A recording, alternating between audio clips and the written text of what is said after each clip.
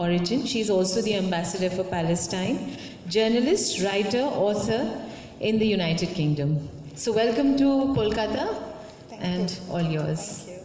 Thank you. Okay, guys, I just want to start by saying Shubho Namo Darso. Is that correct? Right? Have I got it right? Okay, good. Thank you. Okay, I'll just go on from here. So, I've come from Britain and bring my greetings from all my soul sisters who are getting ready for the WEF in London. So, I'm basically extending an invitation to all of you here. If you are interested to come, then please do contact us, Krishna Pujara or myself. We've come from London, and you can be sponsored because she's the General Secretary for the National Congress Gujarati organization. I'm the General Secretary of British organization, and we can do wonders. So if anybody wants to come, or your friends, and you need a sponsor, I don't think there's any problems with that. Anyway, I'm going to start by saying that this is my first time to Calcutta, and basically I'm an Indian-born person, but the problem is I've lived there 35 years. So my brain is working in a British perspective. And when I came from the airport and we were like driving, I had read an article in the plane and it was playing on me because it was about West Bengal. And I don't know if you guys remember, but Lord Cornwallis, who was something to do here with the East India Company. And when he came back to London then, and I'm talking about it now, but I'm taking your thoughts back of what he spoke then and how it sounds right now. So basically he said, when he went back to London after seeing Bengal, he said 1/3 of the company's territory in Hindustan is now a jungle inhabited by wild beasts. Okay, and he was basically referring to the declining conditions of mankind, basically poverty. So where's this conversation going to get us? So in some sense, nothing has changed, and in some sense, things have changed. And even later on, when we had Burke, he also passed comments that even if we stayed in Bengal for 10 years or so under colonial rule, they would still not be able to clear away the poverty.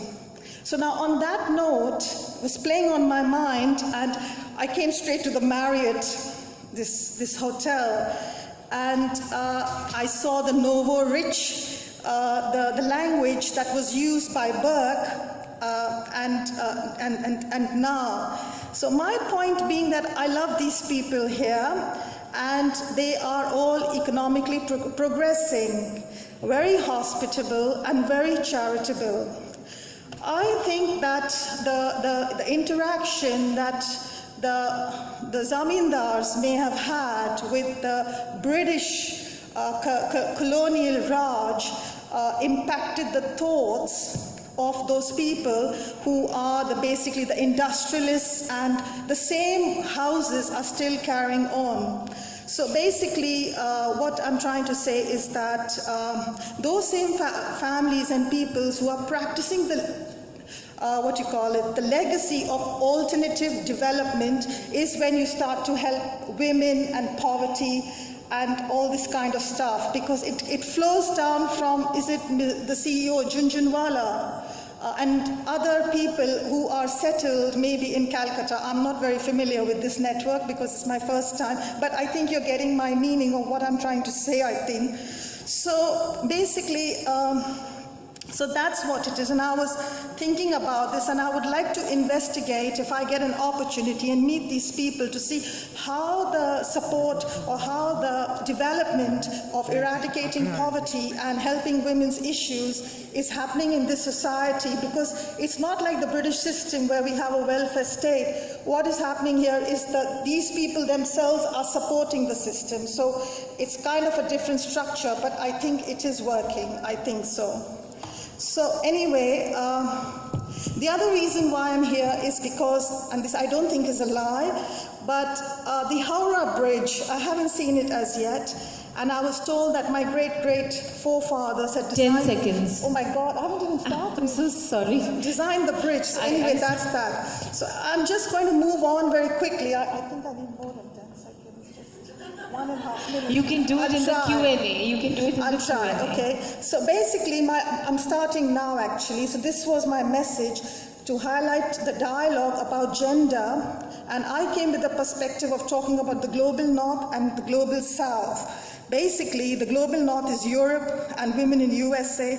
Global south is India and Africa. So I'm going to try and explain the difference between the global north and south women if I have time, and why it is essential to understand the argument for the Western from a Women's Economic Forum participation point of view, and how to change the image of the women in the global south, and why are the women stereotyped in India. For example, history from the colonial times, industrialization, post-industrialization period, and show that the arguments around women are still the same. While putting forth certain factual information for the audience, I want to think them in this way, and I'm just going to go faster now. So, largely the policy-driven debates, they're coming from several theoretical discourses within both development and feminism, and was strongly influenced by post-colonial, post-modern, post-structural feminism and post-development. Calls from black women and calls from feminists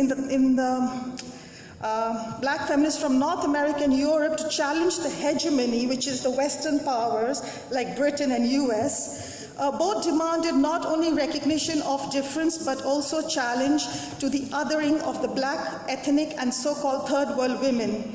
A lot of research has been done by Mohanty, and basically, you want me to stop? Would you like me to stop?